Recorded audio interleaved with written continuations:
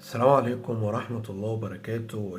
الحكم المعروف يعني جمال الشريف، الحكم السابق أو الأسبق، قال إيه؟ قال إن زد لا يستحق ركلة جزاء أمام الأهلي.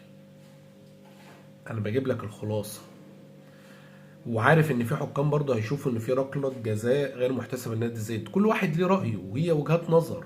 فالموضوع مش موضوع خلاف بقى ان انا وانت عمالين بنتخانق. اصل انا عملت بث مباشر على قناتي التانية، الاقي الناس كلها داخله: انت ما بتتكلمش ليه عن ركله جزاء زد؟